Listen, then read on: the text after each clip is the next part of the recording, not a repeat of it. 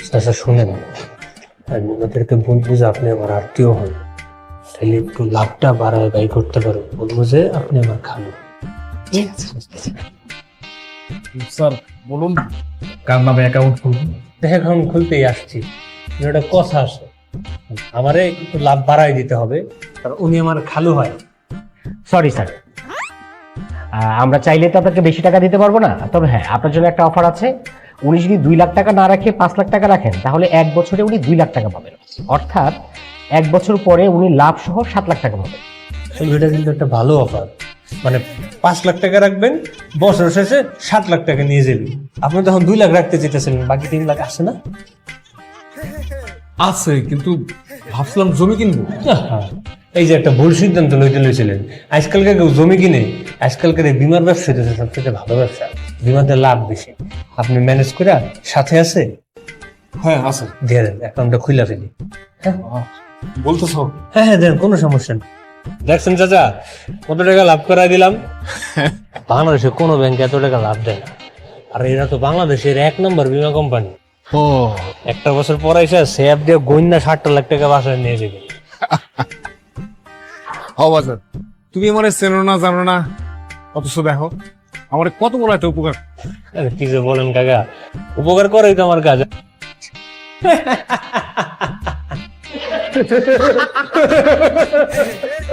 কেমন দিলাম?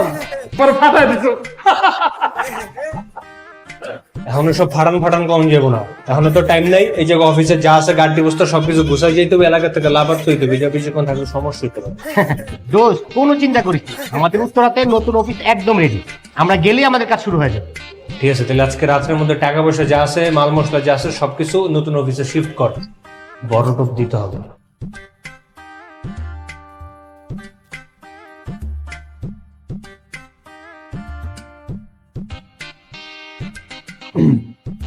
হ্যালো, আসসালামু আলাইকুম। ওয়ালাইকুম আসসালাম। এটা কি সিগমা লাইফ ইন্স্যুরেন্স কোম্পানি। জি জি, ওই আপনাদের রাস্তায় একটা বিজ্ঞাপন দেখেছেন তাই তো ম্যাডাম? জি, আমার কিছু ইনফরমেশন জানার ছিল। জি, আমি এককালীন কিছু টাকা জমা রাখতে চাচ্ছি। আপনাদের এখানে নাকি 5 বছর পর দ্বিগুণ টাকা পাওয়া যাবে। হয়, হ্যাঁ দ্বিগুণ হয়। ম্যাম আপনি একটা কাজ করেন, আমাদের ব্রাঞ্চ তো খোলা আছে, আপনি আমাদের ব্রাঞ্চে চলে আসেন, আমরা আপনাকে সব কাগজপত্র দেখে আমাদের স্কিমগুলো আপনাকে বুঝিয়ে দিচ্ছি। নতুন মুরগি গেছে। জি ম্যাম, বলুন আপনাকে কিভাবে হেল্প করতে পারি। আমার একটা ইনফরমেশনের দরকার ছিল। আমাদের তো বিভিন্ন রকম স্কিম আছে, এই স্বল্প মেয়াদি, দীর্ঘমেয়াদি, তারপর হচ্ছে ডাবল স্কিম এবং রেগুলার স্কিম। বলুন ম্যাম, আপনি কোনটা করতে চাচ্ছেন? আসসালামু আলাইকুম। স্যার, স্যার বলুন, আপনাকে কিভাবে সহযোগিতা করতে পারি স্যার? শুনলাম আপনাদের এখানে নাকি টাকা ডিপোজিট করলে সেটা ডাবল হয়ে যায়, এরকম কোন স্কিম চলতেছে? জি স্যার, আপনি যা শুনেছেন সঠিক শুনেছেন। আপনি যদি আমাদের এখানে এককালীন 20 লক্ষ টাকা ডিপোজিট করেন, তাহলে 5 বছর পরে গিয়ে আপনি 40 লক্ষ টাকা পাবেন স্যার। ভাইয়া, আমারটা তো বললেন না, আমি কি 10 লাখ টাকা রাখলে 20 লাখ টাকার লাভ পাবো? না না, সরি ম্যাডাম, মানে আমাদের ওই ডাবল স্কিম যেটা, সেটা আসলে 20 লক্ষ টাকা থেকেই শুরু। আসলে না, সব বীমা কোম্পানিগুলো এক, কেউ লাভ লাভ দিতে চায় না। হ্যাঁ, কিন্তু এই একটা বীমা কোম্পানি পেলাম যে লাভ দিতে চাই। তো কি সব নিয়ম কানুন? আমার কাছে না একটা আইডিয়া ছিল, আপনি বললে আমি শেয়ার করতে পারি আপনার সাথে। ওরা তো 10 লাখ করে নিচ্ছে না, আমার কাছে ওই মুহূর্তে 20 লাখ টাকা নেই, আপনার কাছে 20 লাখ টাকা নেই। আমি বলতেছিলাম কি, আপনি আর আমি যদি একটা অ্যাকাউন্ট করি, মানে জয়েন্ট অ্যাকাউন্ট, আপনার 10 লাখ আমার 10 লাখ, 20 লাখ টাকা, 5 বছর পরে সেটা 40 লাখ হয়ে গেলে আমরা ভাগাভাগি করে নিয়ে নিব। আপনি 20 লাখ, আমি 20 লাখ। পয়েন্ট অ্যাকাউন্ট আপনি আমি? হ্যাঁ। আমরা কি জয়েন্ট অ্যাকাউন্ট করতে পারবো? আমরা ওই একটা অ্যাকাউন্টে 20 লাখ টাকা রাখলে কি 40 লাখ টাকা তুলতে পারবো? হ্যাঁ হবে। আচ্ছা ঠিক আছে, আমরা সেটাই করব। দুটো ফাইলই রেডি। এই যে আপনার ফাইল, আর এই হচ্ছে আপনারটা। আসি, ভালো থাকবেন। অফিসে ফাইলপত্র টাকা পয়সা যাচ্ছে সবকিছু গুজগাল করে ঢাকা শহরে থাকবো না, নেক্সট প্ল্যান হবে চট্টগ্রাম। কথা ক্লিয়ার? কি কইছি বুঝছস? আপনি ঠিক মতো খোঁজ খবর রাখবো, তাই তো? আমার একটা বাড়ি আছে কিন্তু বিক্রিও হচ্ছে না। বিক্রি কেন করবেন? দেশে কেউ নেই তো, বাবা মাও মারা গেছে, আর আত্মীয় স্বজনও ঢাকায় তেমন নেই। কানাডায় আমার এক খালা আছে, ওখানে গেলে তো বাড়িটা অযত্নে অবহেলায় পড়ে থাকবে, তাই বিক্রি করে দিবেন। আমার হাতে তো সময় নেই, তাড়াহুড়া করছি, আর তাই সবাই সুযোগ নিচ্ছে। কম দাম বলছে। হ্যাঁ, আমার 3 কোটি টাকার বাড়ি মাত্র 50 লাখ টাকা বলছে, তাও ঢাকা শহরের ডুপ্লেক্স বাড়ি। এত কমে হয় বলেন তো? ওরা কি আমাকে বোকা পেয়েছে? আর এদিকে আমার তো সময় কম, তাড়াতাড়ি যেতে হবে, আর তাই ভাবছি কমেই ছেড়ে দেব। কত হলে ছাড়বেন? এই 1 কোটি হলেই ছেড়ে দেবো। আপনার বাড়ির অ্যাড্রেসটা কোন দিকে? লেক ড্রাইভ রোড, 53 নাম্বার বাসা। ঠিক আছে। কি করছ তোরা? এই তো সবকিছু গুছাই নিতেছি, পলাইতে হবে না বল? আর পালাইতে হবে না, বড় দাম তো সামনেই আছে। 3 কোটি টাকার দাম। ওই যে আমাদের ভদ্রকের যে মেয়েটা আসে তোতলা, কথা বলতে পারে না, কিন্তু কোটিপতি। ঢাকায় ওর নামে 3-3টা বাড়ি, বাবা মা কেউ নেই। এখন হঠাৎ করে মাথায় ভূত চাপসে কানাডায় চলে যাবে, বাড়ি বিক্রি করে দেবে। সরসল মেয়ে তো, কেউ 40 লাখ, কেউ 50 লাখ টাকা দাম বলতেছে। আমি যা যদি 52 লাখ টাকা দাম বলি, আমার মনে হয় দিয়ে দিবে বাড়িটা। দিয়েও দিতে পারে, কারণ মেয়েটা একটু আসলে বোকাশোকা। আমাদের অ্যাকাউন্টে 52 লাখ টাকা হবে, হ্যাঁ হয়ে যাবে এরকম। তাহলে তো হয়েই গেল। 52 লাখ টাকা দিয়ে বাড়ি কিনে কিছুদিন পরে ওটা 2.5 কোটি টাকা সেল। তাহলে লাভ কত? 2 কোটি টাকা।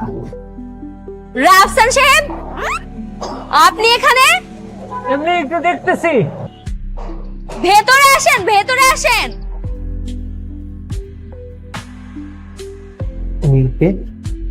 মামা। হাই মামা। আসলে আপনার বাড়ির সামনে দিয়ে যাচ্ছিলাম, তো চিন্তা করলাম সামনে দিয়ে যেহেতু যাচ্ছি একটু দেখা করে যে বাড়িটাও দেখে যাই। ভালো করেছেন। তো কেমন লাগছে বাড়ি? না, বাড়িটা আমার খুব পছন্দ হয়েছে, তাই চিন্তা করতেছি বাড়িটা নিজেই নিয়ে নিই। তাহলে তো খুবই ভালো হয়। তো কত টাকা দিবেন আপনি? আমি তো আপনার পার্টনার, ঠিক না? আপনি আমার কাছ থেকে এমনি একটু কম রাখবেন। সবাই 50 বলতেছে, আমার কাছ থেকে এমনি 45 নেবেন। না না, এত কমে হবে না। কি বলো মামা? রাফসান সাহেব, আমি তো কানাডায় বাড়ি কিনবো। খানাটাতে তো বাড়ি সস্তা, সমস্যা কি? কি যে বলেন না আপনি, কানাডায় তো বাড়ির দাম অনেক বেশি। না রাফসান সাহেব, 1 কোটির নিচে আমি বাড়ি বেচবো না। হয়ে গেছিলি? গেছিলাম একটু টোপ দিতে, টোপটা গিলছে, ওটা ভুল করে ফেলছি। আগে 2-4 দিন একটু পটায় নেওয়া দরকার ছিল, তাহলে বাড়িটা ফ্রিতেও করতে পারতাম। পটা ফেল, মায়া কিন্তু সুন্দর আছে, সত্যি সত্যি পটা ফেল। কথায় কি পরিমাণ তোতলায় দেখছোস? একটা লাইন কইতে লাগে ওর 10 মিনিট, প্রতি ওয়ার্ডের মধ্যে 3-4 করে গ্যাপ দেয়। মনে হচ্ছে ডিস্কের মধ্যে স্কেচ করে গেছে। সমস্যা, আর বিয়ে করলে আমার লাইফ স্লো হয়ে যাবে। কি ব্যাপার, আপনি হঠাৎ এভাবে ডাকলেন? না, ভাবলাম আপনার সাথে একটু কথা বলি। ও আচ্ছা, বুঝতে পেরেছি, আপনি আমার একদমই না, আমি আপনার বাড়ির ব্যাপারে কোনো কথাই বলতেছি না। আপনার কথাগুলো না অনেক কিউট লাগে আমার কাছে। কি বলেন? সবাই তো আমার এই কথার জন্য আমাকে ভেঙায়। আসলে যারা এরকম করে তারা তো আর মানুষ না, তারা হচ্ছে অমানুষ। এটা তো তাদের নিজেদের সাথেও হতে পারতো, ইভেন আমার সাথেও তো হতে পারতো এরকম। আর মানুষের বাহ্যিক সৌন্দর্যটাই তো আসল সৌন্দর্য না, মানুষের ভেতরটা কেমন সেটা হচ্ছে তার আসল সৌন্দর্য। হ্যাঁ, আপনি কি বিবাহিত? আমি বিবাহিত হতে যাবো কেন? আর আমি যদি বিবাহিত হতাম তাহলে রাতের বেলায় কি আপনার সাথে কথা বলতে পারতাম? আপনার নিশ্চয়ই বয়ফ্রেন্ড আছে, তাই না? আরে না না, আমার মতো তোতলা মেয়ের সাথে কে প্রেম করবে? আপনার মতো মিষ্টি মেয়ের সাথে তো যে কেউ প্রেম করতে রাজি হবে। শোনেন, আপনাকে না কথা বলা হয়নি। কি কথা? পাশের বাসার রহমত আঙ্কেল 80 লাখ টাকার দাম বলেছে। ও, তবে তো ভালোই, দিয়ে দিন না। না, আমি তো 1 কোটি টাকা নিচে দিব না, কিন্তু আপনি বলেছিলেন যে সবাই যা বলবে আপনি তো আপনার জন্য আমার 1 কোটির নিচের নামতে কোনো সমস্যা নেই। আপনি 80 লাখ টাকা দিলেই হবে। শুনলাম একজন নাকি 80 লাখ টাকা অফার করছে। তাহলে তো সর্বনাশ, আমাদের হাতছাড়া হয়ে গেল। তাহলে কি তুই 80 লাখই কিনবি? 80 লাখ টাকা দিয়ে জ্ঞান কিনবো, আগামীকাল প্রপোজ করবো। প্রপোজ করার পর বয়ফ্রেন্ড হয়ে গেলে 40 লাখ টাকাটাও কিনা ফেলতে পারি। কিন্তু তোমাকে খুব সুন্দর লাগতেছে। আমি তো সুন্দরী। আচ্ছা, আমরা কি শুধু বন্ধু নাকি বন্ধু থেকে বেশি দিচ্ছি? ডিরেক্ট বললেই তো পারেন। আমি অ্যাকাউন্ট পার্টনার থেকে লাইফ পার্টনার কি হতে পারি? মানে will you be my life partner? মেয়েরা চুপ করে থাকা মানেই সম্মতি সূচক ক্যান্সার। I love you. আজকে থেকে তো আমরা আপন মানুষ হয়ে গেলাম। তোমার কি বাড়িটা অনেক বেশি দরকার? বাড়িটা হলে আমার জন্য কি সুবিধা হবে? আচ্ছা, বয়ফ্রেন্ড হিসেবে তো আমি কিছুটা ডিসকাউন্ট পেতে পারি, তাই না? ঠিক আছে, তুমি আমাকে 70 লাখ টাকা দিও। এত কাঠখড় পোড়ায়া 70 লাখ, আর একটু কমানো গেল না? 70 লাখের নিচে 1 টাকাও নামবে। নিয়ে নে, এছাড়া তো কোনো উপায় নেই। আমাদের এখন রাস্তা আছে গো। তোর যে 70 লাখ টাকাতে বাড়িটা কিনবি, তোদের কাছে কয় টাকা আছে? এই তো সব মিলায় 65 লাখের মতো তো আছে। তো বাকি 5 লাখ কালকের মধ্যে তোদের ভাই বোনের ফ্যামিলি আত্মীয় স্বজন যা আছে সবার কাছ থেকে টান দিয়ে 70 লাখ টাকা মিলে আমিও দেখছি। কালকের মধ্যে বাড়িটা নিতে হবে, রাত ছাড়া হয়ে যাবে। যেখানে সব টাকা পয়সা ঠিকঠাক আছে, এবার তোমার যা খুশি তুমি টাকা দিয়ে করতে পারো। ম্যাডাম, আপনি কিন্তু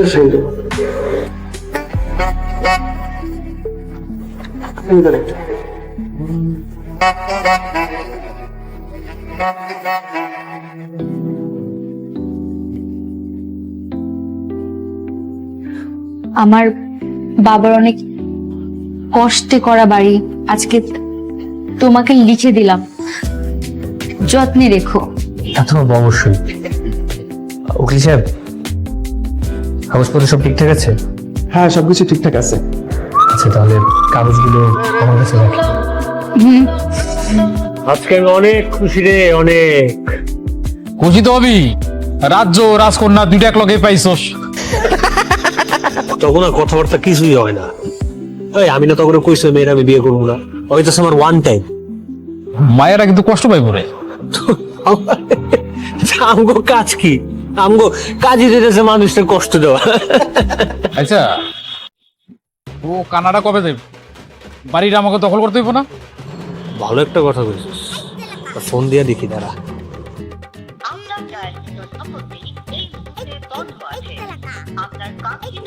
নাম্বার অফ, ফোনে হয়তো চার্জ নাই, ফোন হয়তো বন্ধ হয়ে গেছে। তাইলে আর কি করার, বাদ দে, আমরা আমাদের মতো অন্য কাজ করি, কালকে দেখা যাবে না, কি বলিস? হ্যাঁ, এত বড় বিশাল বাড়িটা এখন আমাদের, দেখছস? আগামী 2-3 দিনের মধ্যে একটা ক্লায়েন্ট পেলে সেল করে দেব। বর্তমান বাজার মূল্য 3 কোটি টাকা, বিক্রি করতে পারলেই টাকাই টাকা। তারপরে আমরা কই যাবো? অস্ট্রেলিয়া। আমরা হচ্ছে যাবো ইন্দোনেশিয়া, সেখানে গিয়ে আমি শরীর মাসাজ করাবো, চুল মাসাজ করাবো। আরে কি ইন্দোনেশিয়া, আমরা যাবো আমেরিকা। চল ভিতরে যাই। আমরা যাবো। তো কেন যাবো না? এই বাড়ির মালিক এখন কারা?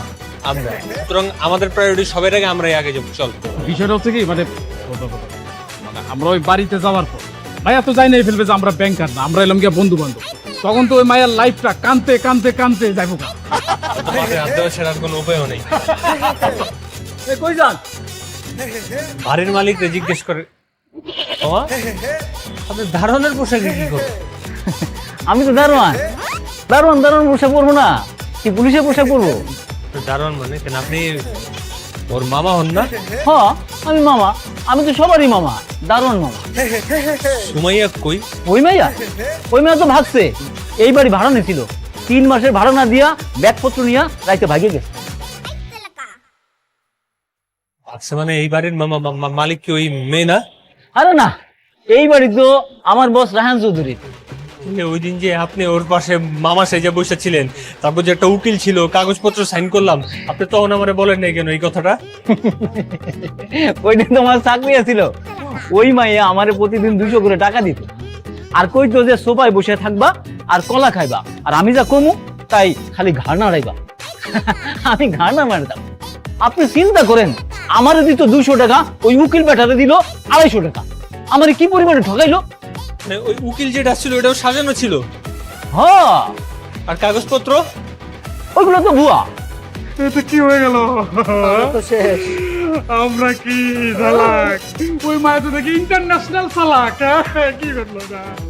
আবার 70 লাখ টাকা পারি থেকে 10 লাখ টাকা ধার দিয়ে আইছি, এখন কি করবো? আমি মনে করছিলাম কি আমি চালাক, এখন দেখতে সব মহা চালাক। হ্যাঁ, আমরা কি বাটপার? ওই মাইয়া তো দেখি ইন্টারন্যাশনাল বাটপার রে ভাই।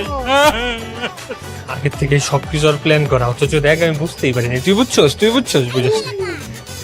প্রথমে আমার 10 লাখ টাকার একটা টোপ খাওয়াইলো, খাইলাম, তারপর আমার এই বাড়ির লোভ দেখাইলো, তাও কিনা আমি তো বুঝতেই পারি নাই। আমার তো মনে হইতেছে আমি প্রথম থেকে জিততাছি, কিন্তু ফাইনাল ম্যাচে তাই স্যার, আমার ওই চাকরিটা কিন্তু ভালো ছিল। ওই যে 200 টাকার চাকরি, আপনার 200 টাকার চাকরি গেছে, আর আমাকে 3 জনের হাতে আর কেন আর বাস গেছে। ম্যাডাম,